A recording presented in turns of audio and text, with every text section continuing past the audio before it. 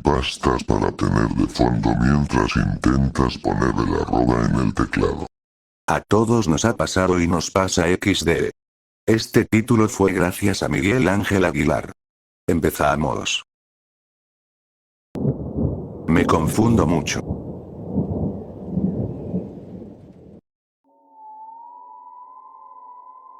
El policía me estaba gritando, apuntándome con un arma. No estaba seguro de por qué gritaba, a veces me confundo mucho. Por lo que decía, definitivamente tenía algo que ver con un hijo de puta que no quería quedarse quieto. Sumé 2 más 2 y entendí que, claramente, el hijo de puta era yo. Darren me sonrió desde la puerta. No me había dado cuenta de que seguía ahí. Pensé que ya se había ido a casa. Darren es una de las pocas personas que todavía me hablan, especialmente después de todo aquel problema en la fiesta de cumpleaños de Stacy. Stacy misma no puede verme sin estallar en carcajadas. Ríe y ríe. Todos lo hacen, en realidad. Darren también se ríe, pero solo un poco, y todavía sale conmigo a tomar una cerveza de vez en cuando. El policía insistía en que me arrodillara. Me parecía una molestia enorme. Tenía un día lleno de planes y perder tiempo en el suelo iba a arruinar mi apretada agenda. Quería ir al parque, no quedarme de rodillas frente a un hombre en uniforme que parecía tan enojado. No me arrodillé, solo lo miré fijamente. Darren casi no podía contenerse. Esto era lo más gracioso que había visto en mucho tiempo, tal vez incluso desde la fiesta de Stacy. Ignorando a Darren, el policía volvió a gritarme una grosería y vi cómo apretaba los dedos en torno a su pistola. Había leído en algún lugar sobre el simbolismo fálico de las armas y su papel en la cultura estadounidense. Consideré mencionarlo para relajar un poco el ambiente, pero pensé que el hombre ya estaba lo suficientemente alterado y podría tomárselo como una ofensa personal. Sin embargo, evitar ese tema en la conversación tampoco pareció alegrarlo. Fue en ese momento que me di cuenta de que estaba desnudo. Desnudo como el día en que nací, con excepción de algunos parches de vello corporal. Ah. Claro, me dije, mientras las puertas automáticas del supermercado intentaban cerrarse detrás de mí. Estoy en un lugar donde eso no está muy permitido. Darren, en la puerta lateral, parecía haber terminado con su risita y ahora rechinaba los dientes contra el policía. Este, sin embargo, lo ignoraba por completo. Busqué algo que decir. ¿Perdón? Empecé, sin estar seguro de a dónde iba con eso. No fue a ninguna parte. Simplemente dejé de hablar. Eso pareció enfurecer al policía más que nada. Dio un paso hacia mí, y ahí fue cuando todo se fue al carajo. Darren se lanzó sobre él, hundiendo sus afilados dientes en la carne expuesta. El policía gritó. Recordé que la mayoría de las personas no pueden ver a Darren, ni escucharlo, pero definitivamente pueden sentirlo, especialmente esos dientes horriblemente afilados.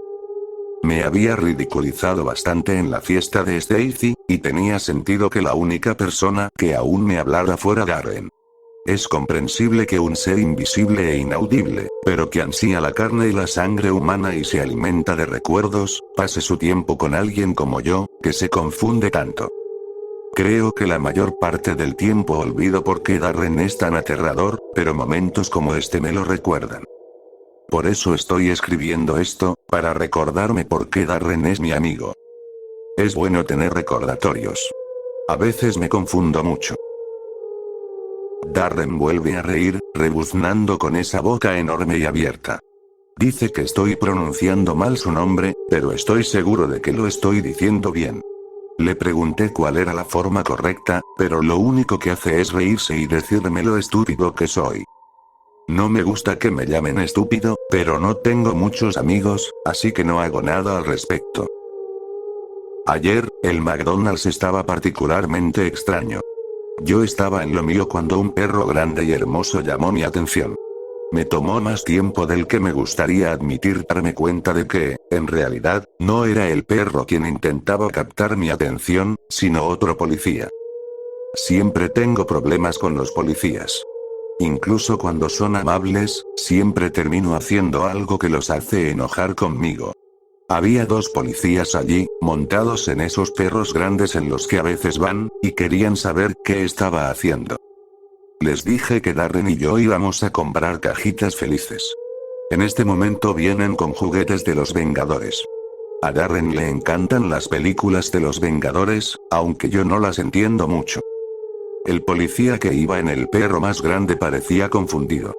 Me preguntó por qué estaba afuera si iba a comprar una cajita feliz. También quería saber quién era Darren. Recordé que la mayoría de las personas no pueden ver a Darren. Solo yo y mi amiga Stacy, y Stacy ya no nos hablaba ni a Darren ni a mí después de lo que pasó en su fiesta de cumpleaños.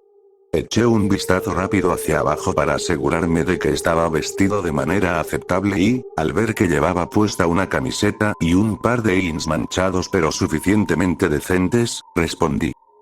Me hicieron esperar afuera. Les dije. Por el olor.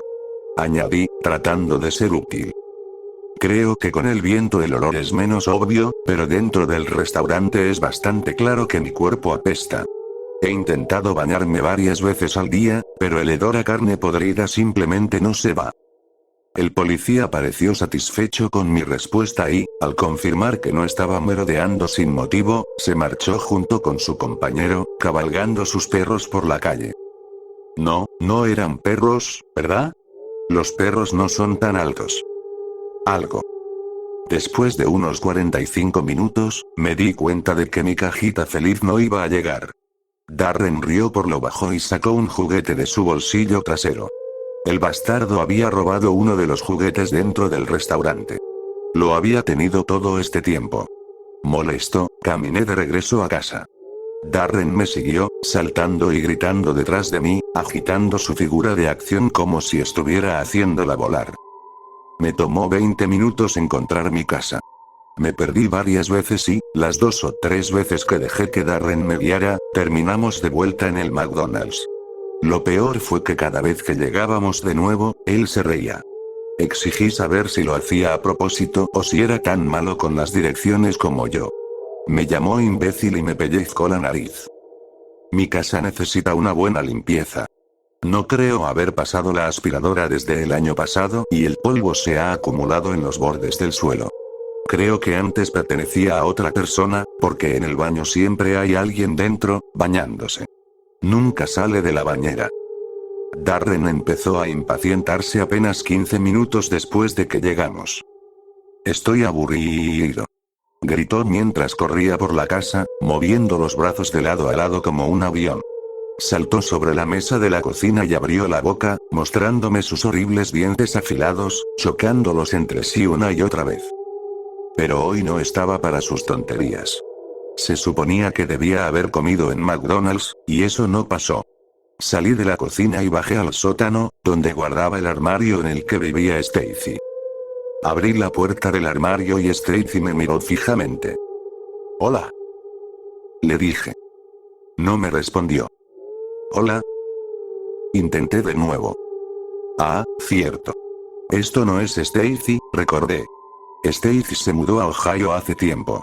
Este era el armario donde había guardado toda la ropa vieja que saqué de su basurero antes de que se fuera. No parecía algo muy educado de hacer, pero Darren insistió en que tenía que hacerlo y colgarlas aquí. Qué extraño. ¿Por qué pensé que esto era Stacy? Me confundo tanto a veces. Esto no era más que un perchero con una blusa y un pantalón negro colgados. «Hola», dijo Stacy, desde el armario. La risa de Darren resonó detrás de mí. Pude escuchar el teléfono sonando arriba. Normalmente nunca lo contesto, pero algo me obligó a subir y hacerlo. «Hola, ¿este es Christopher Gorton?» No tenía idea de quién podía ser, así que le dije a la voz al otro lado de la línea. «No. Es un gusto hablar con usted, señor Gorton. Mi nombre es Jake y me preguntaba si tiene unos minutos para hablar sobre su plan de llamadas de larga distancia». Le aseguré a Jake que definitivamente no era Christopher Gorton y que, sin duda alguna, no necesitaba ninguna asistencia con mi plan de llamadas de larga distancia, pero él me aseguró que no me creía, que nadie me creía, y que más me valía escuchar lo que tenía que decir. 20 minutos después, estaba completamente agotado, pero supe que le había conseguido a Christopher Gorton, quienquiera que fuera, un excelente plan para llamar al Reino Unido, Turquía y cualquier país de la Unión Europea. Me pregunté dónde estaba Darren. En algún momento durante la llamada, su respiración jadeante dejó de escucharse. Me pregunté si se había ido por su cuenta, como suele hacer cuando está molesto conmigo. A veces desaparece por días, solo para reaparecer cubierto de sangre, tierra y, en una ocasión, betún de pastel. Al bajar nuevamente al sótano, noté que la puerta del armario estaba cerrada y con llave otra vez. Esperaba que Stacy estuviera bien ahí dentro. Espera, no. No Stacy. Tenía que dejar de cometer ese error. Fue entonces cuando me di cuenta de que la puerta negra estaba abierta. Eso no era bueno. Darren nunca dejaba la puerta negra abierta. Por un momento sentí la tentación de asomarme. Sabía que no debía hacerlo. Sabía que no podía hacerlo. Pero la tentación. Tenía que salir del sótano. Darren sabía lo que hacía. Dejaría que él se encargara de la puerta negra cuando regresara. Alguien en una sección de comentarios anterior sugirió que me hiciera tatuajes para recordarme cosas, porque me confundo mucho a veces. Cuando fui al estudio de tatuajes, no recordaba que se suponía que debía tatuarme, así que ahora tengo un tatuaje en mi brazo izquierdo que dice pierna de caballo y otro en el derecho que dice un problema. No estoy seguro de qué significa esto, pero siento que quizás hice algo mal. Darren no ha estado en casa por una semana. Nunca regresó. La casa ha estado muy callada. El hombre en la bañera dejó de susurrar y la puerta negra ha estado colgando abierta en el sótano. Decidí que debía llamar a Stacy. Stacy se mudó a Ohio hace un tiempo. ¿Tenía su número? Pensé que tal vez lo había anotado en algún lado, pero después de revisar la casa sin encontrarlo, recordé por qué. La fiesta de Stacy estaba en su punto máximo. Asistí porque Stacy había prometido presentarme a una de sus amigas. Recuerdo que estaba en una especie de bache romántico en ese entonces. Pero cuando llegué, no había ninguna amiga con quien presentarme. Cuando me quejé de esto, Stacy me dijo que dejara de ser un imbécil presuntuoso. Me había invitado a su sesión espiritista. No me gustaba ese tipo de cosas. Les decía a todos que las odiaba porque eran falsas, pero en realidad las odiaba porque me preocupaba que no lo fueran. Éramos Stacy, su amiga Karen, Yu, un hombre canadiense francés cuyo nombre nunca supe, y yo. Nos sentamos en círculo en la parte trasera de la casa de Stacy, alternando entre tomarnos de las manos y beber de una botella de vodka que habíamos colocado en el centro. Creo que esto es una estupidez, dijo Yu después de un largo trago. Karen le lanzó una mirada sucia y luego me miró a mí en busca de apoyo, pero yo simplemente la miré de vuelta con expresión neutra. Era una estupidez. No sabía mucho sobre estas cosas. Lo siguiente que supe fue que Stacy estaba gritando. Todos estaban gritando. Todos menos yo. Yo estaba de pie en la esquina de la habitación, mirando un fuego en el centro. Había otro hombre, un hombre al que nunca había visto antes. Me señalaba y se reía. Todos gritaban y me gritaban. ¿Yo inicié el fuego? No lo recuerdo bien. Estaba tan confundido. Anoche, la puerta negra se cerró. Bajé al sótano para revisarla y la encontré cerrada y con llave. Imagino que tal vez Darren había vuelto, pero aún no lo he visto desde la última vez que actualicé esto. Me doy cuenta de lo solitario que suena todo esto, y tengo que admitirlo. Estoy solo. Desde la fiesta de Stacy. Desde que Stacy se fue a Ohio. ¿Era Ohio? ¿O era Utah? Desde que Stacy se fue, solo hemos sido Darren y yo. Y ahora solo soy yo. Salí de la casa esta mañana para ir al pueblo y ver si encontraba algo de comer. Me perdí en algún lugar detrás de la farmacia y terminé en la sección de lencería de Nordstrom. Después de buscar a un empleado de la tienda, al principio parecían contentos de ayudarme, pero no tanto poco después. Hola. Me dijeron con una sonrisa. Oh, hola, estoy confundido. Era la verdad. Me confundo mucho a veces. Bueno, ciertamente puedo ayudarlo, señor. ¿Está buscando un regalo? Tengo que admitir que esto me sonó un poco extraño. ¿Un regalo? No había dado ni recibido un regalo en tanto tiempo que el concepto me parecía casi extraño. Un regalo. Empezaron a decir. Para un amigo. Oh. Respondí, feliz de finalmente entender. No, está bien. No tengo amigos. A pesar de mi intento de tranquilizarles, esto pareció molestar al empleado. Me pidió que esperara junto a la caja registradora mientras verificaba algo. 4 minutos después, varios hombres corpulentos me estaban arrojando físicamente fuera de la tienda. Me sentí bastante confundido por esto, sobre todo porque pensé que estaba portándome lo mejor posible, pero supongo que debieron tener una buena razón. Darren nunca habría permitido que esto pasara. De vuelta en la casa. Mi casa. Oh, espera. No es mi casa en absoluto, es la casa del hombre de la bañera. Qué vergonzoso error. Con razón grita por las noches. Debería disculparme con él. De vuelta en la casa, ahora, solo he estado acostado en el sofá de la sala. Me pregunto qué habrá pasado con Darren. ¿Se fue por la puerta negra? Si es así, ¿por qué? Creo que mañana voy a cruzar esa puerta también. Se lo haré saber al hombre de la bañera. Estoy seguro de que estará feliz de verme irme, para ser honesto. Nunca se llevó bien con Darren y conmigo. Revisé la puerta negra hace un rato. La cerradura es bastante endeble y pude abrirla sin mucho problema. Mirar dentro duele un poco. No es oscuridad lo que hay ahí, es algo más. Un color azul y un color espejo al mismo tiempo. Me sentí un poco enfermo después de verlo, pero tal vez fue porque al final no desayuné nada esta mañana. Me pregunto qué hay adentro. ¿Es el lugar de Darren? ¿De dónde vino? ¿Por qué se fue de ahí y por qué volvió? Quiso decírmelo y se le olvidó. ¿Le importó alguna vez? A veces me pregunto si Darren era real. ¿Fue solo un producto de mi imaginación? Recuerdo que hacía cosas, pero ¿puedo realmente confiar en mi memoria? ¿Las hice yo? ¿Es esta puerta negra frente a la que estoy parado una puerta hacia otro lugar, o es solo un armario en un sótano?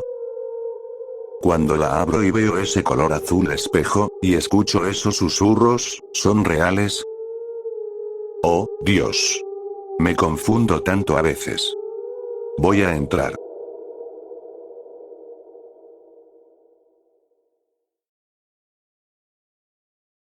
Vivo sola y acabo de escuchar un teléfono sonar en mi casa.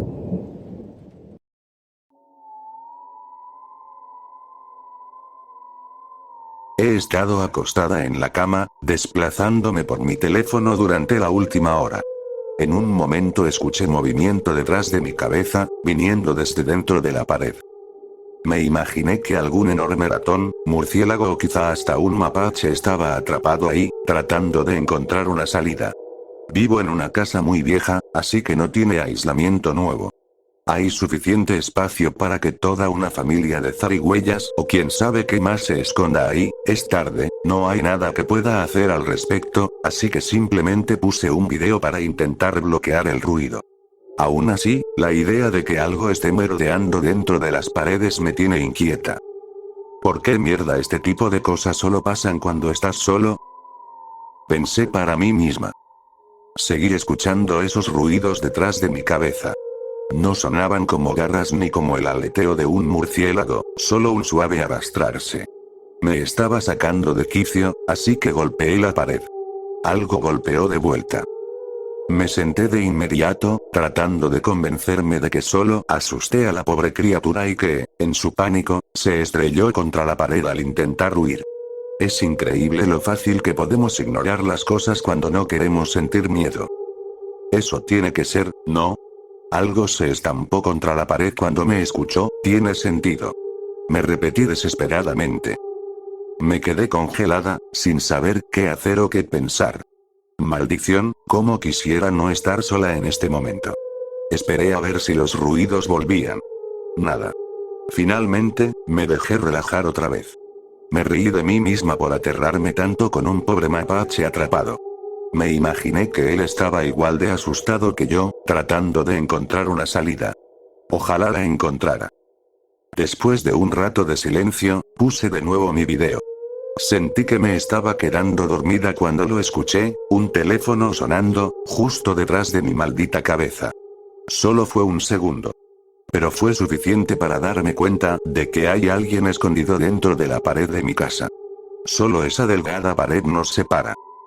El pánico me invadió tan rápido que me congelé. Fui a llamar al 911, pero entonces me di cuenta de que no escuchaba movimiento. Quien sea que esté ahí atrás está tratando de quedarse inmóvil, en silencio, esperando que yo esté dormida y no haya escuchado su teléfono. No quiero que sepa lo contrario. Escondida bajo las cobijas, le mandé un mensaje a la policía. He escuchado que se puede hacer eso, pero no he recibido respuesta. Le escribí a todos mis amigos, a mis padres, a la mitad de los contactos en mi teléfono, pero es tarde y nadie responde. ¿Dónde demonios están los policías? Pensé. Estoy tratando de ser lo más silenciosa posible. Tengo demasiado miedo como para intentar correr. Alguien tiene que estar despierto, alguien que pueda ayudarme. ¿Qué demonios hago? Una alerta de mensaje sonó en mi teléfono, rompiendo el silencio justo cuando una enorme mano atravesó la pared, extendiéndose hacia mí en la oscuridad. Me agarró del cabello y me jaló con fuerza, forzando su entrada a través de la delgada pared. Pateé y forcejeé desesperada, pero en un instante ya estaba encima de mí. Sin aire por su peso aplastándome, supe que no iba a salir con vida de esto.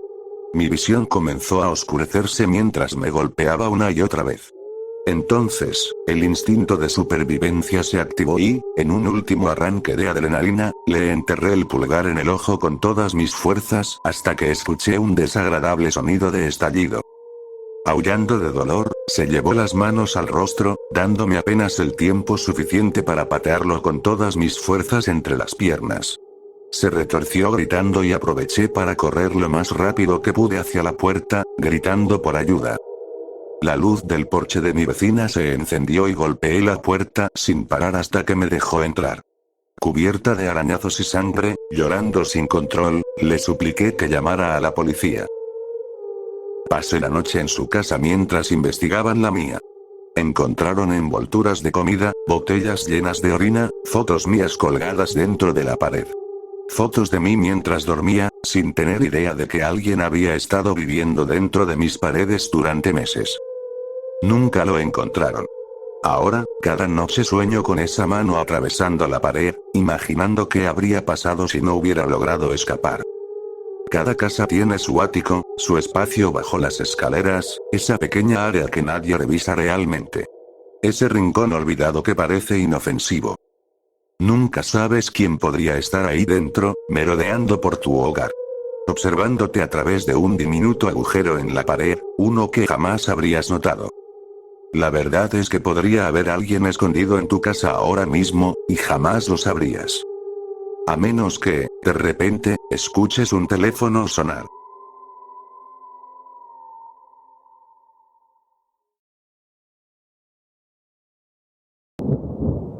De niño fui ciego.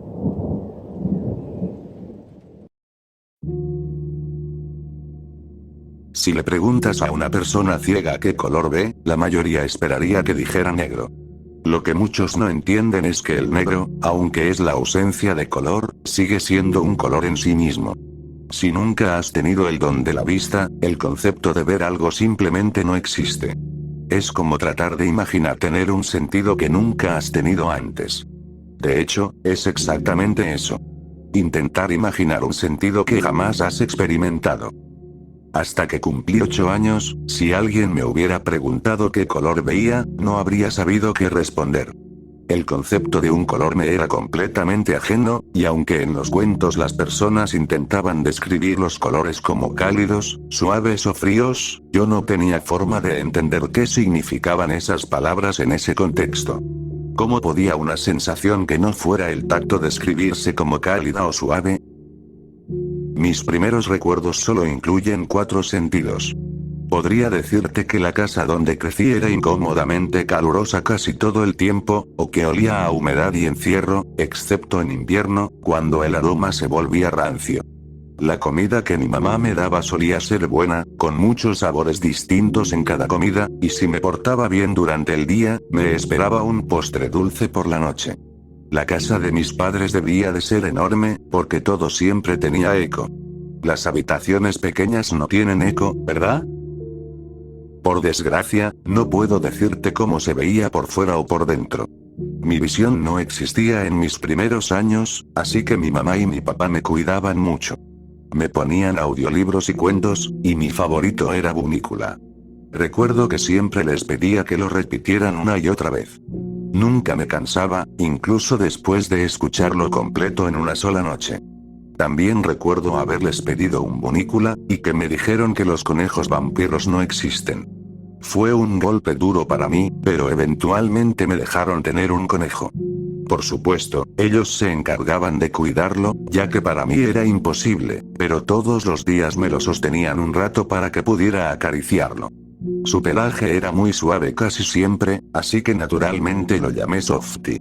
La única regla era que solo podía acariciarlo por la espalda, ya que, según mis papás, a los conejos no les gusta que los toquen en la cabeza o la panza. A veces, en plena noche, escuchaba a Softy moverse en su jaula en la otra habitación. Parecía que solo era realmente activo cuando yo ya debería estar dormido. Por la mañana, al despertar, le decía a mamá y papá que Softy había tenido una pesadilla o que tenía miedo de estar solo. Mi mamá siempre me aseguraba que se encargarían de darle suficiente atención para que no se sintiera solo, y las siguientes noches solían ser tranquilas. Me hacía sentir mejor saber que Softy estaba mejor. Era un buen conejito, solo necesitaba algo de atención. Mi mamá debía de bañarlo con frecuencia, porque la textura de su pelaje cambiaba casi a diario. Ella me decía que seguía cambiando el champú para que no se ensuciara. Conforme fui creciendo, me costaba más y más trabajo dormirme por las noches. No podía temerle a la oscuridad como los personajes de los cuentos que escuchaba, pero la casa crujía y rechinaba en la noche. Para un niño, cualquier sonido inexplicable es aterrador. Mis papás me dijeron que, como para mí siempre era de noche, naturalmente se me haría más difícil dormir. También me explicaron que la casa tenía muchos años y que las casas viejas suelen hacer ruido por los clavos y las tablas de madera que se van aflojando con el tiempo. Sus palabras me reconfortaban un poco, pero había algo en esos sonidos que no terminaba de parecerme normal. Sí, las casas viejas crujen, pero ¿por qué los sonidos parecían resonar de una manera tan extraña? A veces ocurrían de forma rítmica, otras en estallidos esporádicos, y algunas noches todo estaba en completo silencio. No eran los sonidos en sí lo que me asustaba, sino lo impredecibles que eran. Supongo que mis papás se hartaron de mis quejas sobre la casa porque, eventualmente, comenzaron a darme leche caliente antes de dormir. Cada noche, a las 9 en punto, mi mamá entraba a mi habitación con un vaso de leche tibia que, de alguna manera, siempre tenía un sabor agrio. La primera vez que me la dio, la escupí de inmediato y ella me abofeteó. Fue la primera vez que alguno de mis padres me golpeaba. Más o menos me obligó a terminar el vaso, y en unos 10 minutos caí dormido. La leche me hacía sentir mareado y, cuando despertaba en la mañana, me sentía agotado, como si el sueño que había tenido no fuera suficiente. La leche se convirtió en una rutina, pero supongo que mi cuerpo desarrolló cierta tolerancia, porque cada vez tardaba más en dormirme después de beberla. Una noche, mamá entró justo cuando un audiolibro estaba terminando. Su respiración sonaba agitada y apresurada. Me dijo que me tomara la leche rápido, así que lo hice, pero en su apuro terminó derramando un poco sobre mí. Eso la hizo enfurecer y soltar una maldición.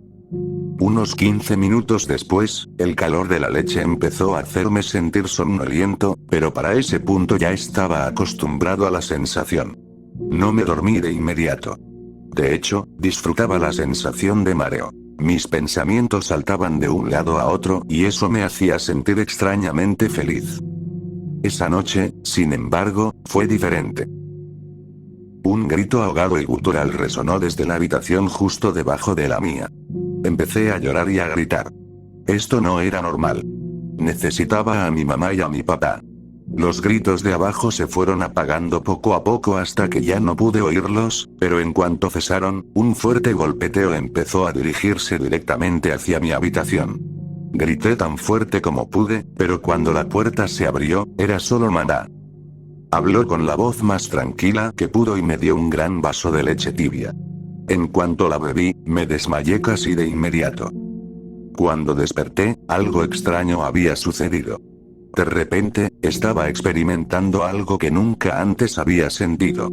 En ese momento no sabía cómo explicarlo, y ponerlo en palabras era imposible. ¿Recuerdas que dije que describir la vista a una persona ciega era imposible? Imagina que de un momento a otro te otorgan un nuevo sentido que jamás habías tenido. Hasta que te acostumbras, es incomprensible e inexplicable. Ese fue el día en que se me concedió la visión. La habitación a mi alrededor era brillante, y las paredes eran blancas. Podía ver de dónde provenía el sonido del monitor que pitaba justo al lado de mi cama. Miré mis dedos huesudos y mi piel pálida con asombro.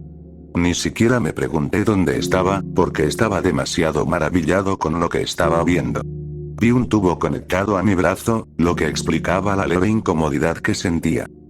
Un doctor entró en la habitación y me dijo que todo iba a estar bien, que encontrarían la mejor ayuda y cuidado para mí. Yo estaba confundido y pregunté por mi mamá y mi papá.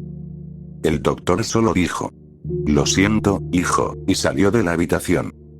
En total, se encontraron 68 cuerpos. Había 22 en mi habitación, 2 de los cuales pertenecían a mis verdaderos padres. Mi habitación había estado completamente aislada de la luz. Nunca fui ciego, y ahora puedo ver.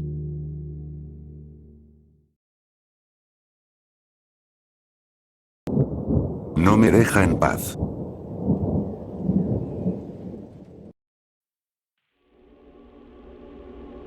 La siguiente es una carta enviada por correo a la estación de policía de Redactado. El autor de la carta es Redactado y fue encontrado muerto por sus padres después de ahorcarse. La primera vez que vi al curador, acababa de volver a la vida.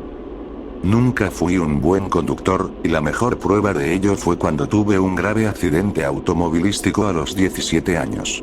No estaba prestando atención y, al entrar en una intersección, choqué con otro auto. Naturalmente, me llevaron de urgencia al hospital. Cuando desperté, los médicos me dijeron que había estado muerto durante 3 minutos. Fue en ese momento cuando lo vi por primera vez. El curador era una figura alta y oscura, de pie en la esquina de la habitación. Su forma era generalmente humanoide, con los brazos cruzados sobre el pecho. Su cuerpo no tenía rasgos, solo un vacío negro, con los bordes difusos, como tinta derramándose sobre un papel. Su cabeza era un cráneo de carnero, con cuernos rizados y blanqueados.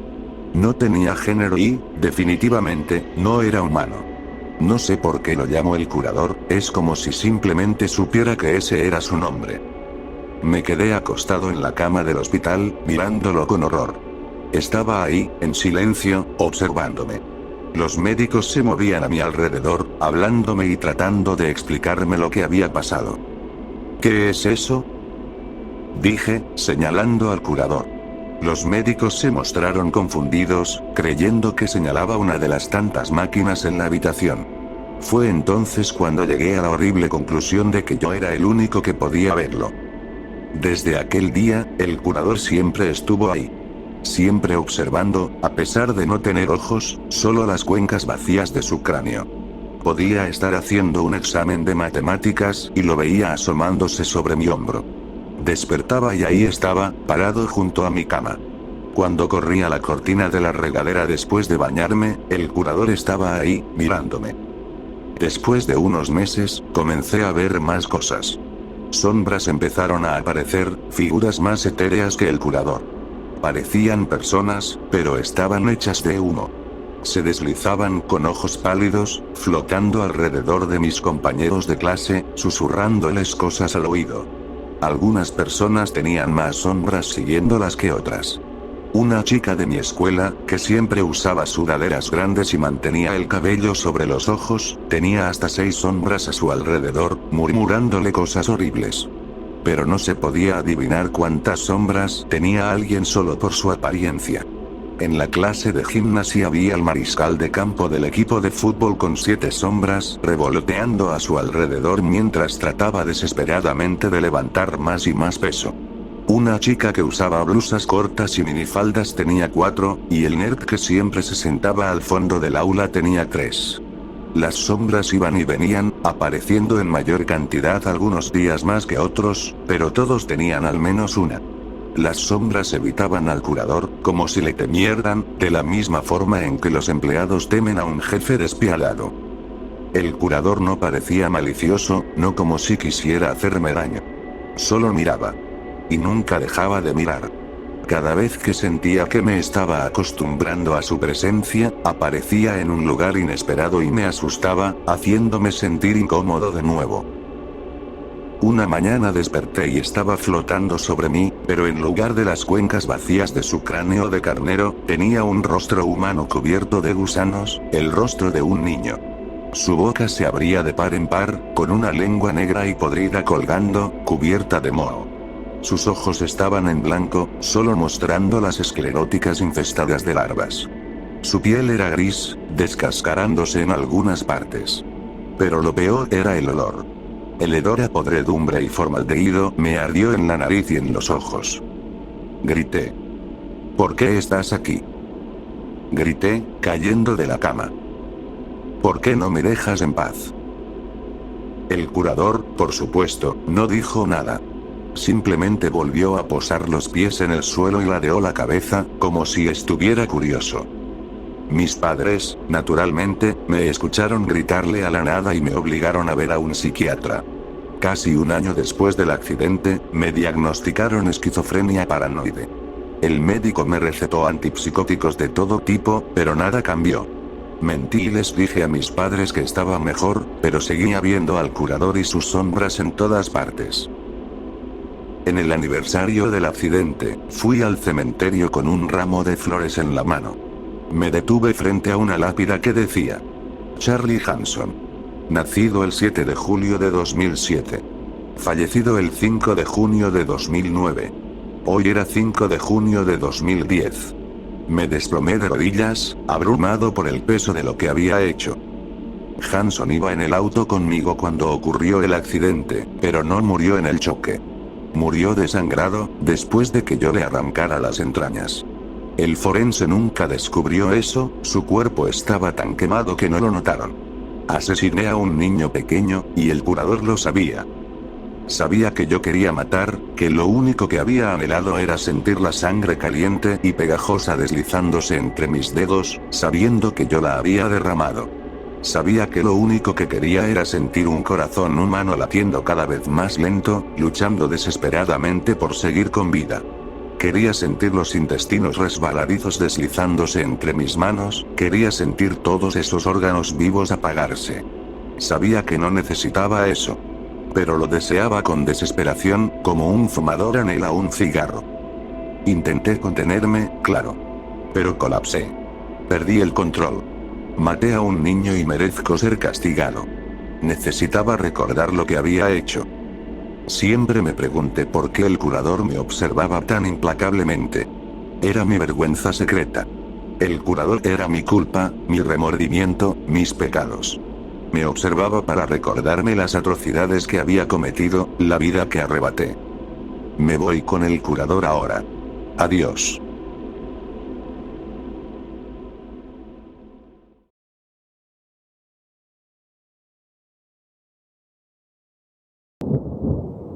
No puedo soñar.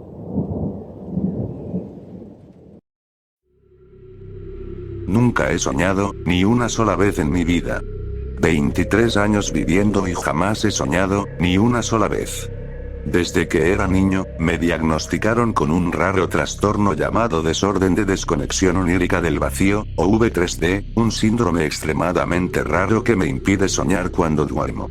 Pero no es como si estuviera atrapado en un vacío negro durante 8 horas, es más como si saltara de un punto en el tiempo a otro, como viajar en el tiempo. Simplemente cierro los ojos y luego despierto a la mañana siguiente sintiéndome con energía. Estoy tan acostumbrado a esta sensación que ya ni me molesta. Mi esposa, Selena, es psicóloga y trata de descifrar el enigma que soy. A decir verdad, no me importa mucho. Que intente ayudarme a soñar me parece bastante conmovedor, por decirlo menos. Podrías pensar que en realidad sueño y simplemente lo olvido al despertar, pero no es así. Hicimos una tomografía cerebral una noche para ver si había actividad onírica, pero lo que Selena vio fue nada. Ninguna actividad en mi cerebro indicaba que estuviera soñando, mi mente estaba cerrada como un libro. Me llamó su enigma, un chiste interno que en realidad es bastante gracioso. De niño, pasé de doctor en doctor, pero ninguno pudo encontrar una explicación ni cómo tratarlo. Un lado positivo del V3D es que nunca tengo pesadillas, aunque eso no significa que no pueda despertarme por estímulos comunes como la luz, el ruido o el tacto. Mi esposa, en cambio, tiene pesadillas constantes. Cuando era niña, su madre abusaba físicamente de ella. Sufrió quemaduras graves en el rostro porque su madre la odiaba por ser más hermosa que ella. Conocí a Selena en mi primer año de preparatoria. Poco después de conocernos, le conté que no podía soñar y me juró que encontraría la manera de hacerme soñar. Ahora estamos felizmente casados y viviendo juntos. La vida era buena. Honestamente, no me importaba si soñaba o no. Pero hubo una noche en particular que nunca olvidaré. Estábamos en el sillón viendo una película, un filme de terror llamado Bajo el Jardín Negro.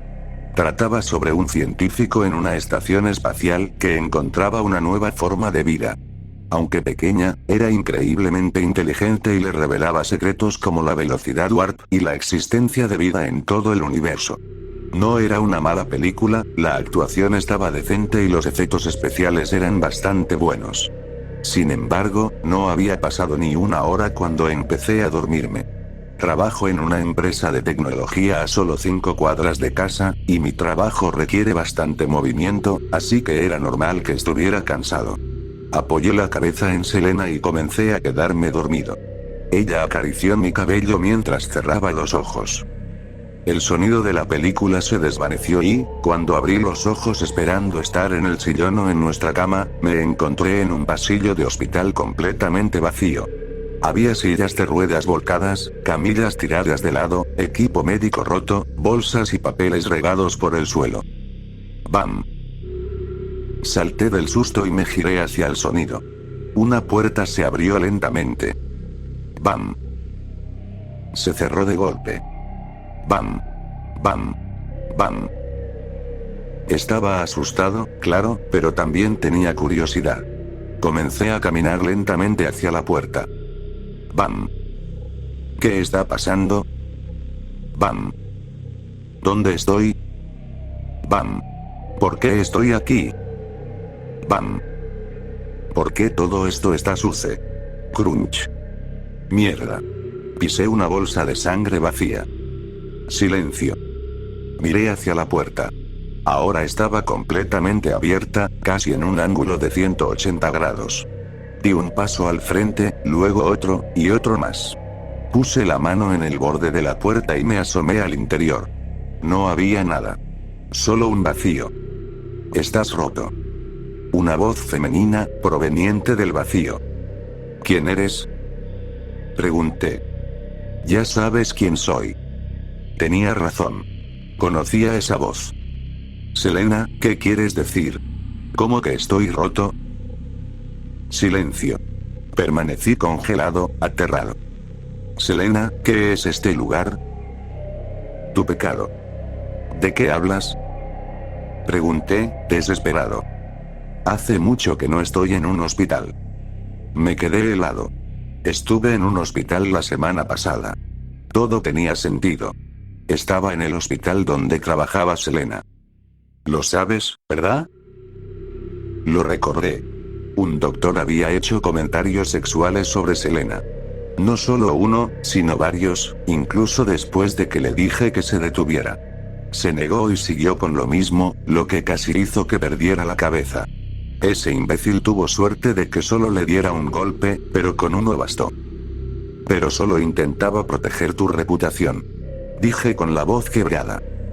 ¡No! Su grito retumbó como un trueno, lo suficientemente fuerte como para hacerme sangrar los oídos y lanzarme contra la pared. Me sujeté la cabeza, sintiendo la sangre escurriendo por mi mandíbula. Pero lo que más me aterraba era que aún podía escucharla, a pesar del dolor. Selena emergió del vacío con una expresión de furia espantosa. Caminaba por el abismo negro como si no existiera gravedad. No eres nada, dijo con desprecio. El hecho de que puedas soñar ahora solo demuestra que no tienes compasión por los demás. Intenté arrastrarme hacia la puerta, mis oídos punzaban de dolor, pero lo peor era que aún podía oírla con claridad. Sujeté la puerta y la azoté con fuerza. Jadeando, miré por la ventanilla, esperando ver el vacío y a Selena. Pero en su lugar, vi una oficina de doctor completamente normal. Dudoso, volví a abrir la puerta, y todo seguía igual. Suspiré aliviado, pero entonces escuché el crujido de otra puerta abriéndose. Volteé y vi una puerta abierta, pero esta vez no daba a la nada. A través del umbral, se escuchaba el sonido de olas calmadas y el resplandor del sol filtrándose. Me levanté, caminé hacia ella y me asomé. Era una playa. Un océano infinito. Sin pensarlo, atravesé la puerta. La arena ardiente quemaba mis pies descalzos. El sol me bañaba como si me hubieran vertido un balde de agua tibia sobre la piel. Caminé hasta la orilla, donde el agua fría cubrió mis pies. Entonces, algo emergió frente a mí. Un enorme animal exhaló aire a través de un orificio en su lomo. Una ballena. Llegaste tarde, dijo con una voz profunda y resonante, como la de un dios. No entré en pánico. Solo me quedé ahí, confundido. ¿Tarde? Pregunté. Sí, tarde. ¿Cuánto tiempo? 23 años. ¿Se supone que debía estar aquí desde que nací? Pregunté. Sí. Respondió, y mientras su cabeza emergía del agua, dejó escapar un bramido. Quiero una compensación por tu tardanza, dijo. Miré uno de sus ojos. ¿Qué necesitas? Pregunté. Mira en tu bolsillo, respondió. Revisé mis bolsillos y saqué una fotografía de Selena y yo en nuestro primer año de preparatoria. Miré al enorme animal y, sin cuestionarlo, arrojé la foto al océano. Lo vi tragarla antes de decir: súbete a mi espalda. Caminé hacia el agua hasta que me cubría el cuello y comencé a nadar. El gigantesco ser emergió y me permitió montarlo antes de sumergirse. De pronto, volví a sentirme seco, como si el agua nunca me hubiese tocado. Lo cabalgué hacia las profundidades del océano. Baja, ordenó cuando llegamos al casi negro fondo marino. ¿Qué es este lugar? Pregunté. Este es el mundo de los sueños, respondió. Todo cobró sentido. El vacío con Selena dentro, la puerta golpeándose una y otra vez, el pasillo del hospital. Todo tenía sentido. ¿Eso significa que ahora puedo soñar? Sí, ahora puedes soñar, pero a un costo, sentenció. De repente, el aire abandonó mis pulmones. Sentí una presión en el pecho que me oprimía con fuerza. Me estaba ahogando. Intenté alcanzar al enorme ser con desesperación, suplicándole que me dejara respirar. El costo de lo que más atesoras, dijo. El mundo comenzó a oscurecerse mientras la presión aumentaba. Iba a morir. Voy a morir. Voy a morir. Me incorporé de golpe en la cama, jadeando. Me llevé una mano al pecho. Había sido un sueño, pero se sintió tan real. Tenía que contarle a Selena. Me levanté al notar que no estaba a mi lado. Fui corriendo a la sala, pero no estaba allí. Revisé el baño, la cocina, la habitación de invitados. Nada. Abrí mi teléfono para llamarla, pero su número no estaba guardado. Llamé a mi madre. Hola, mamá, ¿sabes dónde está Selena? ¿Selena? ¿Quién es Selena? Preguntó. Luego dejó escapar un pequeño suspiro. Oh. ¿Es tu novia? Mis ojos se abrieron de par en par. No podía creer lo que estaba escuchando. Colgué y llamé a mi padre. Lo mismo. Luego a mis amigos. Después a mi hermana. Llamé a todos los que conocía, pero cada respuesta era la misma. ¿Quién es Elena? No. Ahora puedes soñar, pero a un costo. La voz del cetáceo resonó en mi mente. Ahora entendía lo que quería decir. No confíes en la ballena.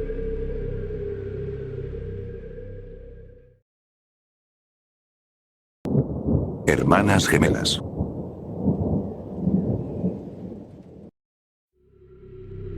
Mi relación con Ana nunca ha sido normal.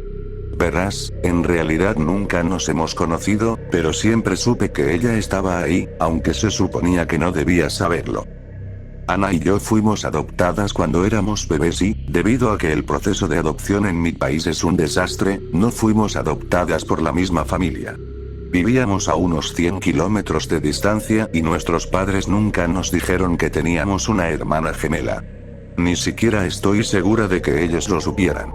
Aún así, desde que tengo memoria, siempre pregunté por mi hermana, quería saber dónde estaba o verla. Mis padres estaban desconcertados. Siempre sentí la presencia de Ana en mi mente, como una especie de ancla. Sabía que ella existía, y ella sabía que yo existía, y conforme crecimos, este vínculo se hizo mucho más fuerte. Pronto pudimos comunicarnos. Así fue como supe el nombre de Ana, la ciudad en la que vivía, la escuela a la que asistía y varios otros detalles sobre su vida. Es muy difícil describirlo a alguien, especialmente si nunca ha experimentado algo así. Es como un enlace mental a través del cual podemos enviarnos mensajes. Es extraño lo parecidas que somos en tantas cosas. Ambas tuvimos un enamoramiento con un chico llamado Tyler cuando teníamos 14 años, nos gustan exactamente los mismos programas y libros, amamos el chocolate con chile y las dos tuvimos un perro llamado Terry. Ana siempre fue una parte importante de mi vida. Podía notar cuando yo estaba triste y siempre me consolaba, me brindaba apoyo en los momentos difíciles y estaba ahí para mí cuando nadie más lo estaba. Nunca tuve muchos amigos. Todos pensaban que era rara, especialmente después de que mi única amiga les dijo a todos que, según sus palabras, estaba loca y hablaba con una hermana imaginaria. Mis padres adoptivos y yo tampoco nos entendíamos mucho. Yo era completamente diferente a ellos y, aunque probablemente no debería sentir esto por las personas que me criaron, nunca me cayeron bien. Siempre los vi como personas frías y crueles, que nunca intentaron comprenderme. Tal vez es lo que todo adolescente piensa de sus padres, no lo sé. Me sentía tan sola y Ana era la única persona que nunca me abandonaría. Necesitaba su presencia en mi vida y, cada día, mi deseo de conocerla se hacía más fuerte. Finalmente, cuando tenía 15 años, decidí ir a verla. Mis padres no me dejaron. Hasta el día de hoy, sigo sin saber si realmente no sabían que tenía una gemela. Como dije, nuestro sistema de adopción es absolutamente terrible, no me sorprendería en lo más mínimo, o si había otra razón por la que no querían que la conociera, pero siempre insistieron en que Ana no existía y que yo solo la había inventado, como otros niños inventan amigos imaginarios. Debido a eso, les dije que quería visitar a una ex compañera de clase, pero insistieron en que era demasiado peligroso. Al parecer, una secta extraña estaba causando problemas en la zona y temían que algo me pasara. Les supliqué que me dejaran ir, pero fue inútil. Ya estaba bastante molesta, pero entonces todo se volvió peor. Un día, la presencia de Ana simplemente desapareció de mi mente en un solo segundo. Por primera vez en mi vida, no podía sentirla. Es imposible describir lo que me pasó en ese momento. Estaba completamente sola, sin la única cosa en la que siempre había creído. Me faltaba una parte enorme de mí misma. Durante 2 días, estuve absolutamente histérica. Mis padres no sabían qué hacer conmigo y pensaron que solo estaba actuando así porque no me dejaron visitar a Ana. Nunca les conté sobre el vínculo que tenía con mi hermana. Sabía que no me creerían.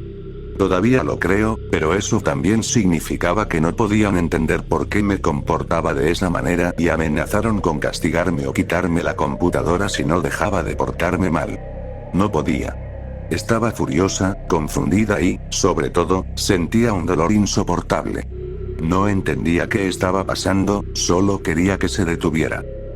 Cuando de repente volví a sentir la conexión con Ana, 3 días después de que desapareciera, sentí un alivio inmenso. El vínculo era más fuerte que nunca. Ana se disculpó conmigo una y otra vez. Al parecer, había tenido un accidente, estaba herida y en coma por un tiempo, pero ya había despertado y estaba bien. Estaba tan feliz de tener a mi hermana de vuelta que volví a rogarles a mis padres que me dejaran visitarla. Había escuchado en las noticias que los miembros de aquella secta extraña fueron capturados después de atacar a alguien, así que la zona era relativamente segura otra vez.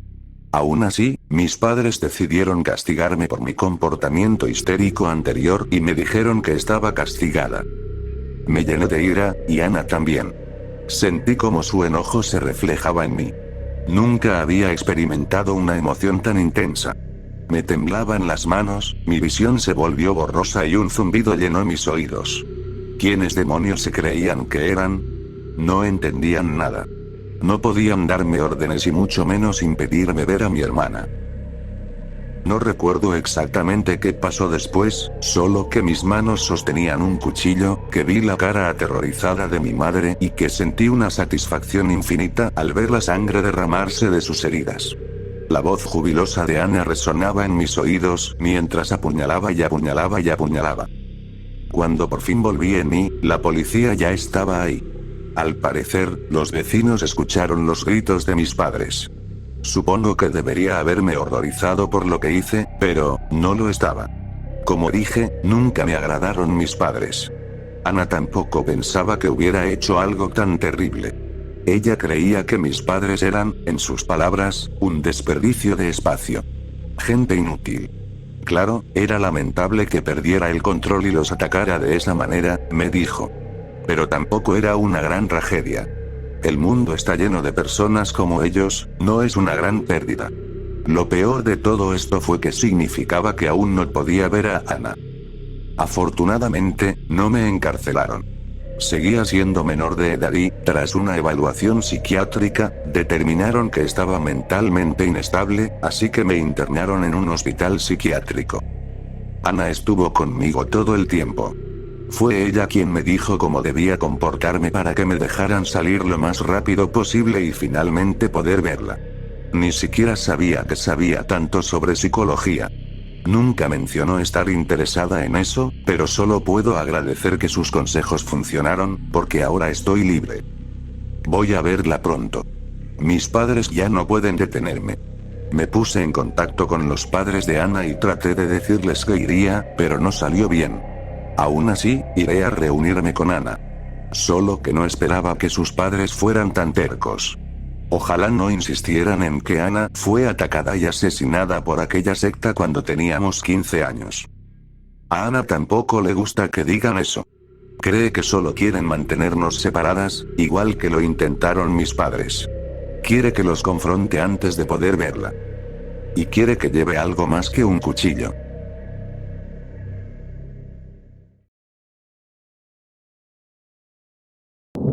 Los ojos de mi padre.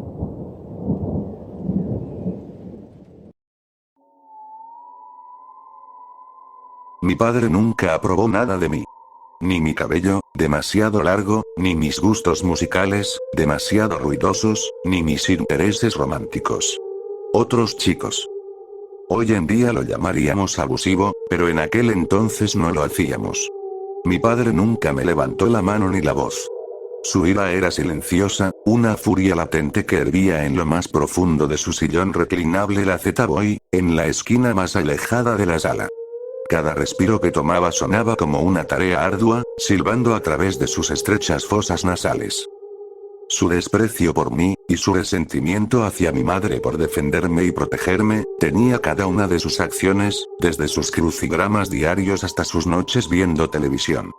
Cada músculo de su mano al operar el control remoto vibraba con una rabia que parecía nunca extinguirse. Hasta que un día lo hizo. El trabajo de mi padre era en un taller mecánico. En términos generales, era el encargado del piso, aunque, dadas las circunstancias, trabajaba más de lo que dirigía. Operaba las máquinas junto con sus empleados, y fue ahí donde ocurrió. Una máquina en la que estaba trabajando, se llamaba torno, aunque hasta la fecha no entiendo exactamente qué es, falló, y eso fue el final. Un momento estaba vivo y de pie, y al siguiente, estaba muerto sobre el suelo. 3 fragmentos de metal fueron los culpables. 2 sobre sus ojos y 1 atravesando su garganta. El impacto detuvo su corazón al instante, tan rápido que ni siquiera tuvo la oportunidad de desangrarse. Nada de ataúd abierto para papá. Mi madre no quería ni oír hablar de eso. Demasiado mórbido. Qué extraño que la gente haga eso. ¿No es suficiente recordarlo como era? Mamá tenía todas las razones del mundo. Aunque yo me preguntaba, ¿fue por los ojos? El informe que leí años después decía que el metal le había arrancado los ojos. Durante años me pregunté si mi madre rechazó el ataúd abierto porque no confiaba en que los embalsamadores pudieran arreglar su mirada. Mamá estuvo de luto un año y luego pareció seguir adelante. Yo crecí y me fui a la universidad. Mamá me ayudó a empacar mis cosas en su viejo Volvo, sus lágrimas apenas opacando la enorme sonrisa de orgullo en su rostro. En la universidad, tuve mi primer novio. Más tarde supe que, mientras yo estaba allá, mamá también encontró uno. En menos de un año, el suyo se convirtió en esposo. El mío solo en un exnovio. Ya sabes cómo es eso. Yo tenía 25 años cuando mi padrastro, Danny, murió. Era un hombre amable, el tipo de padre que hubiera querido tener desde el principio. Cuando mamá me llamó para darme la noticia, dejé todo y volé de inmediato a casa. En ese momento vivía en San Diego, y el vuelo a Minneapolis no fue precisamente rápido, pero al bajar del avión sentí como si el tiempo no hubiera pasado en absoluto. El día que volví a casa, a mi hogar de infancia, a la casa de mi padre, pasé, en total, unas 4 horas en los brazos de mi madre. Lloramos juntos una y otra vez, interrumpiéndonos solo para hablar con otros familiares, comer los guisos y galletas que amigos y parientes nos llevaron, y contar anécdotas del buen hombre que se había convertido en su segundo esposo. Aquella noche dormí en mi antigua habitación, ahora transformada en un cuarto de invitados. Los muebles de IKEA habían reemplazado mi vieja cama de madera, y la pintura azul claro había tomado el lugar de los pósteres de caricaturas y estrellas pop de los 90. Pero, a pesar de los cambios, seguía siendo mi habitación. Apenas recuerdo haberme acostado, el dolor, las lágrimas y el vino de la reunión se encargaron de eso, pero sí recuerdo el sueño. Mi padrastro estaba de pie en lo alto de una escalera que se convertía en una colina. Me hacía señas con una sonrisa. Intenté subir, pero los escalones se retorcían y se alargaban conforme ascendía, estirándose en todas direcciones. Mi padrastro, aún con esa sonrisa tranquilizadora, no se acercaba a pesar de mi esfuerzo por llegar hasta él. Me detuve en la escalera y miré hacia abajo, al salón de mi casa. Una multitud me observaba desde la base de la escalera. Todos eran jóvenes, todos de mi misma estatura y complexión. Todos tenían mi rostro. Desperté aturdido. El vino había hecho su trabajo. Estaba deshidratado y con la mente nublada. Me senté en la cama, aún medio dormido, y decidí ir al baño a buscar agua. Me levanté, pero me detuve en seco. Respiración. Cerca. Un silbido tenue, escapando de unas fosas nasales tensas y diminutas. Miré hacia el final de la habitación, cerca de la puerta. Había un rostro en el umbral. Pálido y tenso, parecía estar tanto cerca como lejos al mismo tiempo. Los labios tirantes sobre unos dientes apenas visibles. Me observaba. Era el rostro de mi padre. Me miraba con cuencas vacías. No sangraban, solo eran agujeros irregulares y negros, un abismo de nada. El pálido y frío rostro se desvaneció rápidamente en la oscuridad del pasillo. Pero esas cuencas vacías se quedaron en mi mente unos segundos más.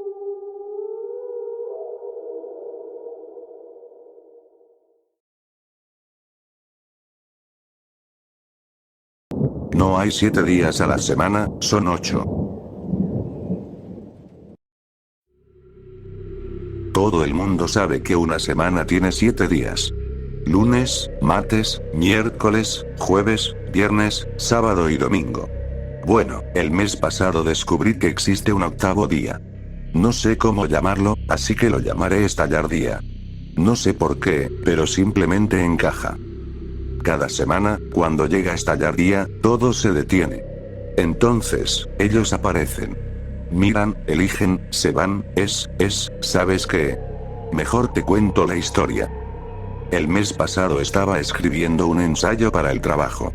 Había pasado el fin de semana visitando a mis padres y no había tenido tiempo de hacerlo antes, así que tenía que terminarlo en cuanto llegara a casa. Cuando llegué, me recibió con un cálido abrazo mi esposa Megan. Llevábamos juntos unos 10 años y últimamente habíamos considerado la idea de tener hijos. Sin embargo, debido al aumento de la carga laboral, sabíamos que no podríamos hacernos cargo de un niño en este momento, así que habíamos decidido esperar. Esa noche me senté en la cama con mi laptop mientras ella dormía a mi lado. Era agradable tener una noche tranquila así, sin ruido exterior, sin niños corriendo y gritando mientras jugaban, sin autos pasando con sus llantas ruidosas en la tranquilidad de los suburbios. Mientras escribía, algo me llamó la atención. Un silencio extraño cayó sobre la habitación, como si un piano hubiera sido soltado desde una grúa. No sé cómo describirlo, pero sentí que todo el ruido simplemente dejó de existir, como si unas manos invisibles hubieran cubierto mis oídos y silenciado el mundo. Aún podía escuchar mis pies moverse bajo las sábanas y el suave sonido de la respiración de mi esposa, pero nada más. Esto no era el silencio de la noche, era un silencio absoluto, tan intenso que podía escuchar un zumbido en mis oídos, como si un motor a reacción estuviera rugiendo junto a mi cabeza. Me dolía, pero eso no fue lo que me asustó. No. Lo que realmente me aterrorizó fue lo que vi por la ventana. Vivimos cerca de un aeropuerto, así que estamos acostumbrados a escuchar aviones pasar, pero este avión no estaba volando. Estaba flotando. Suspendido en el aire, justo sobre el aeropuerto, a unos 5 kilómetros de distancia. Era como si el tiempo se hubiera detenido, pero no era eso. Miré la hora en mi computadora. 12:04 de la madrugada. Domingo. Otra vez domingo. ¿Cómo era posible? ¿Cómo podía repetirse el mismo día? ¿Cómo podía un avión flotar sin caerse? ¿Cómo podía haber tanto silencio que mis propios oídos zumbaban? Me apresuré a despertar a Megan, pero no despertó. Por un momento pensé que estaba muerta, pero podía escuchar su respiración suave y acompasada sobre las sábanas. Solté un suspiro de alivio, pero el hecho de que no despertara fue lo que realmente me preocupó. Intenté de todo para sacarla de ese estado, la sacudí, la llamé por su nombre, pero no respondía. Y entonces, escuché. Toc, toc, toc. El sonido fue fuerte, insistente, como si la persona al otro lado de la puerta estuviera dispuesta a romperla si era necesario. Toc, toc, toc. Otra vez. Miré la puerta de nuestra habitación y luego bajé la vista hacia las escaleras. Toc, toc, toc. Me congelé al pie de los escalones. Mis piernas temblaban. No podía reunir el valor para abrir. Toc, toc, toc. Me quedé ahí, inmóvil, como una estatua. Toc, toc, creed. Mierda. El suelo crujió bajo mis pies. ¿Me escucharon? Avancé lentamente hacia la puerta de entrada. Un paso. Otro. Hasta que llegué. Miré por la mirilla y vi a un hombre mirándome. Llevaba un traje blanco y negro, con gafas oscuras que cubrían sus ojos. Pero su piel era grasosa y pálida, y de su cuerpo emanaba un hedor repugnante que atravesaba la puerta. Me cubrí la nariz, casi vomito del asco. Me alejé por un instante y cuando volví a mirar por la mirilla, vi a otro hombre en la casa de mi vecino. Luego otro. Y otro más. Miré por la ventana y vi que estaban en todas las casas. Toc, toc, toc. Di un salto. Estaba llamando otra vez. Luego escuché el sonido del picaporte girando. Estaba tratando de entrar. Corrí de puntillas de vuelta a la habitación para buscar mi arma, pero entonces, clic. La puerta de entrada se abrió. Lo que fuera que estuviera ahí, había entrado. No encontré el arma, así que hice lo segundo que me vino a la mente. Fingir que dormía. Cerré mi laptop, me acomodé en la cama y contuve la respiración. El sonido de la puerta de la habitación abriéndose hizo que todo mi cuerpo se tensara. Paso, paso, paso. Las pisadas eran pesadas, como si un hombre enorme estuviera entrando. El hedor se volvió insoportable, como el de un cadáver en descomposición. Tragué saliva y me obligué a no hacer ningún sonido. Entonces, sentí un pinchazo en la sien. Una aguja. Fue rápido. Y casi al mismo tiempo, otro pinchazo similar en la cabeza de Megan. Luego, escuché los pasos alejarse y la puerta cerrarse. Esperé. Esperé lo que pareció una eternidad antes de moverme, pero cuando lo hice, él seguía ahí. No, no podía ser. Lo había escuchado salir.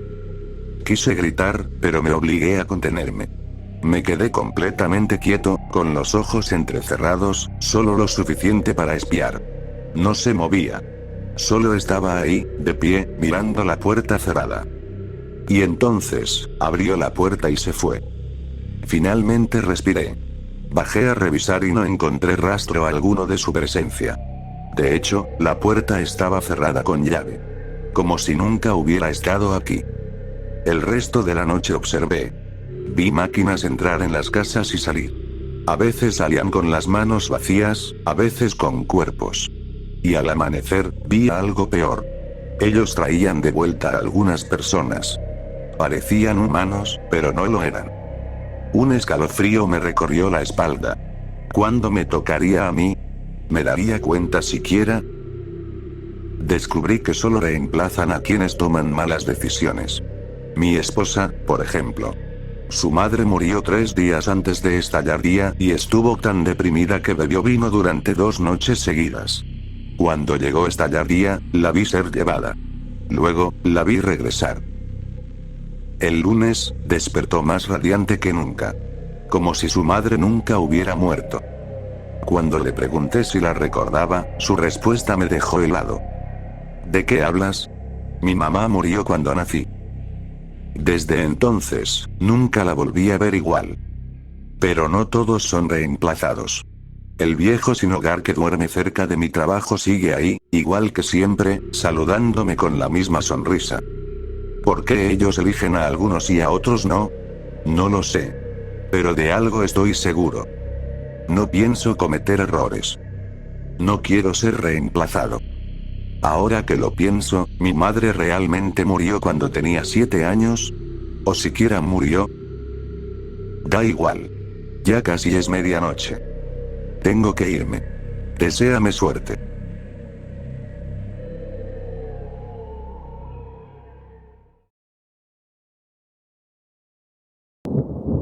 La habitación amarilla.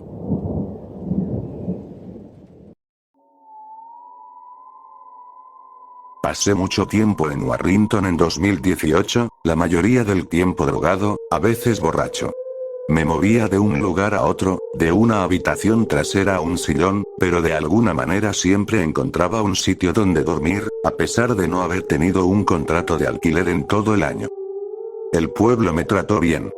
Siempre había una fiesta en alguna casa, un pub donde beber, un suelo donde desplomarme. Me aproveché al máximo de la bondad de los extraños y de la buena voluntad de los amigos. Fue en Warrington donde comencé a escuchar sobre la habitación amarilla. Era como un reto infantil, pero para adultos. ¿Podías pasar una noche en la habitación amarilla? Veamos cuánto aguantas. No tenía ni idea de qué demonios era, pero nunca había rechazado un desafío que un par de líneas no pudieran hacerme intentar. Esa noche estaba en el Horse and Jockey con mi amigo Baz. Baz era un viejo metalero con afición por los koalas, pero siempre sabía hacerme reír. Estábamos tomando pintas de algo asqueroso cuando mencionó que podría tener trabajo para mí. Antes de convertirme en un desastre a tiempo completo, me había formado como electricista. Baz hacía algunos trabajos de contratista y de vez en cuando me pasaba pequeños encargos. Nada grande, pero lo suficiente para mantenerme en alcohol y pastillas. Me estaba explicando los detalles cuando escuché a alguien murmurar las palabras habitación y amarilla detrás de mí. De inmediato me giré. 3 taburetes más allá, una chica con la cabeza rapada y lo que parecían ser globos oculares tatuados, o lentes de contacto de Halloween, hablaba animadamente con otra chica que tenía un diseño geométrico tatuado en la cara. Me volví hacia Baz, que claramente estaba molesto porque había perdido mi atención. ¿Quieres este trabajo o no, amigo? Sí, es solo que... respondí. Creí escuchar a una de esas chicas decir algo sobre la habitación amarilla. Me interrumpió, rodando los ojos. La sigo escuchando por todas partes. ¿Qué carajo es? Sonrió con sorna y me lo explicó. En las afueras de Warrington hay un gran desarrollo habitacional. O mejor dicho, debería haberlo. La empresa encargada del proyecto quebró durante la crisis financiera de 2008, dejando un enorme terreno vacío, salvo por una casa. Iba a ser la casa modelo, la que los agentes inmobiliarios mostrarían a los posibles compradores para que firmaran el contrato. Desde la quiebra de los propietarios, la casa ha permanecido abandonada, ignorada y olvidada, su destino enterrado en algún documento legal de 20.000 páginas que nadie va a leer jamás. Con el tiempo, la casa adquirió cierta reputación. Al principio, era un refugio habitual para vagabundos, adictos y otros desechos de la sociedad. Pero últimamente, incluso ellos se mantenían alejados. Y una de las razones principales parecía ser la habitación amarilla. Toda la casa estaba pintada de blanco. Techos, paredes, marcos, blanco impecable. Excepto por una habitación en el piso de arriba, hacia la parte trasera de la casa, con vista al enorme terreno donde alguna vez deberían haber estado 20 casas más. Su puerta era amarilla. Algo en esa habitación aterrorizaba a la gente. Así que, por supuesto, nació el reto. ¿Puedes pasar una noche en la habitación amarilla? Veamos cuánto aguantas. Me tomó 1 hora y media convencer a Baz de que me llevara hasta la casa. Y otros 20 minutos hacer que me prometiera regresar por mí en la mañana. La puerta principal estaba cerrada, pero sin seguro, así que entré con cuidado, atento a cualquier cámara de seguridad o algo que pudiera meterme en problemas. Al avanzar, vi que ya habían vandalizado las paredes. Nombres, insultos, acusaciones de promiscuidad y dibujos obscenos decoraban la casa modelo. Me moví lentamente, encontré las escaleras y subí con cuidado. Crujían y se doblaban bajo mi peso, pero logré subir sin incidentes. Arriba era más de lo mismo. Grafitis por todas partes, cubriendo el pasillo, hasta unos 6 pies antes de la última puerta. La puerta amarilla al final del lado derecho. Giré el pomo y entré en la habitación amarilla. Lo que sigue es mi intento de explicar lo que ocurrió dentro. Usé la grabadora de voz de mi teléfono todo el tiempo, así que registré lo que decía en voz alta. Algunas de mis palabras en la grabación contradicen completamente lo que recuerdo haber vivido. En esos casos, escribí la versión que parecía más creíble. 10:45 de la noche. Entré en la habitación amarilla. Era un dormitorio, como el de un estudiante, con un escritorio, una estantería y una cama. No había grafitis en las paredes, lo cual me pareció extraño, considerando que en el resto de la casa estaban por todas partes. Miré la cama. Sentía que podría dormirme en unas horas. Esperaba que nadie hubiera cogido en ella. 11:05 de la noche. Me di cuenta de que llevaba 20 minutos mirando por la ventana, observando cómo 2 ratas peleaban violentamente por lo que parecía ser una galleta de chocolate en el terreno baldío. 11:06 de la noche. Grité al darme la vuelta y ver un rostro demacrado mirándome fijamente a los ojos. Me sentí como un verdadero imbécil cuando me di cuenta de que era mi propio reflejo. No había notado el espejo en la pared cuando entré. Maldición. Me reí entre dientes. Entonces escuché el crujido. Al darme la vuelta otra vez, me di cuenta de que había dejado la puerta de la habitación entreabierta. Algo dentro de mí decidió que sería ir en contra del espíritu del reto de la habitación amarilla dejar la puerta abierta, así que decidí cerrarla. Tan pronto como lo hice, volvió a chirriar y se abrió. Pues bueno. Me senté en la cama. Se sentía fría. Extendí la mano para tocar la manta. Se sentía húmeda. Me levanté de inmediato. Mis jeans estaban mojados. Sentí náuseas. 12 de la madrugada. El reloj marcó la medianoche. Mi trasero se estaba secando poco a poco. Miré de nuevo por la ventana y vi que un perro estaba sentado en el campo, mirándome fijamente. Me giré, esperando ver mi rostro reflejado en el espejo, pero estaba tan sucio que no podía ver nada en él. Juro que apenas una hora antes podía ver mis facciones con total claridad. 12:10 de la madrugada. Espié por la rendija de la puerta hacia el pasillo. Me pregunté por los grafitis en las paredes y por qué parecían detenerse unos 2 metros antes de llegar a esta habitación. Las náuseas volvieron. Mi estómago se revolvía. Algo me apretaba la garganta. Escuché un goteo.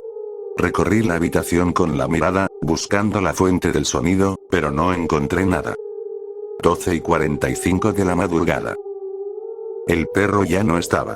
Afuera, por la ventana, solo podía ver el campo vacío. La hierba se balanceaba con la brisa, iluminada apenas por la luna. El sonido del goteo se había vuelto más fuerte. Observé la habitación amarilla, tratando de encontrar la causa. Mis ojos se detuvieron en la cama y vi que el agua goteaba de la manta que la cubría. Me palmeé los jeans y noté que ya estaban secos. Miré por la rendija de la puerta. La pared del fondo del pasillo parecía más lejana que antes. Mi estómago se hizo un nudo. Me dejé caer de rodillas y comencé a hacer arcadas secas, pero no salió nada.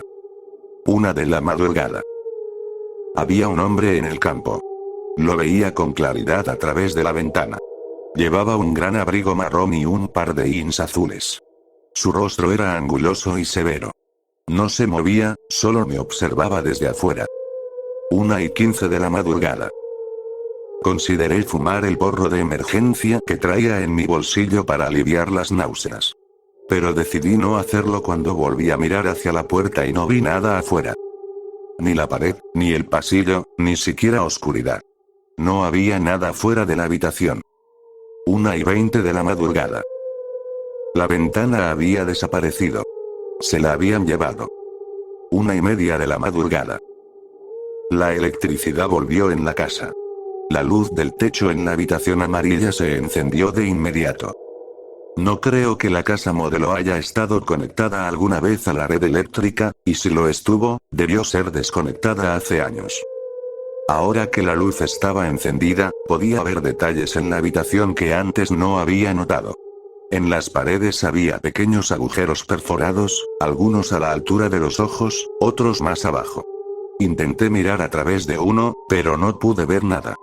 También me di cuenta de que la pared del fondo, la que estaba frente a la cama, en realidad no existía, nunca había estado allí, ¿y por qué había pensado que sí? Claramente, el dormitorio era mucho más grande de lo que había creído. Rodeé la cama para explorar el resto de la habitación y descubrí que estaba completamente vacía. A las náuseas se les sumó una sensación de tristeza. Me sentí abatido al ver que esta parte de la habitación estaba vacía y olvidada. 1:45 de la madrugada. Había un hombre observándome a través de la rendija de la puerta. No podía ver mucho, solo sus ojos hundidos y marchitos. Lo miré fijamente hasta que se fue. 2 de la madrugada. Deseé que la ventana siguiera ahí.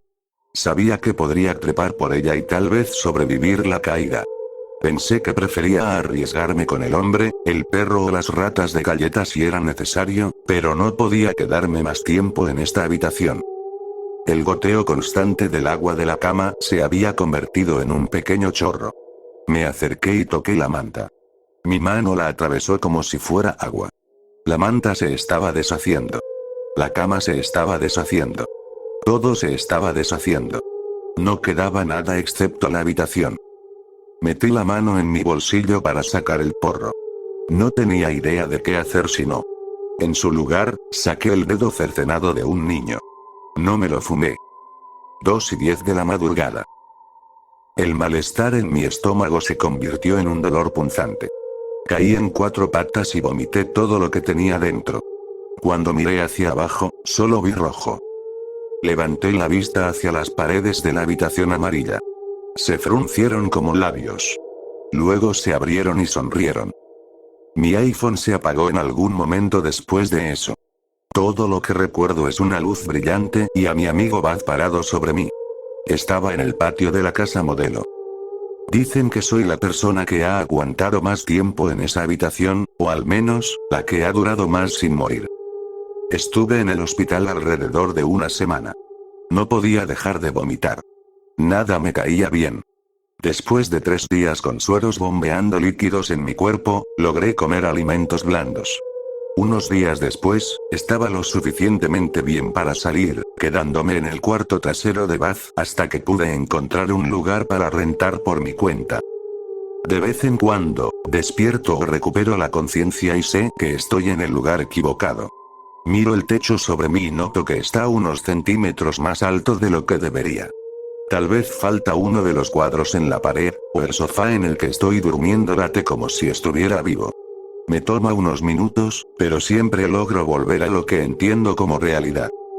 Pasé la noche en la habitación amarilla, y ahora llevo un diminuto fragmento de ella conmigo.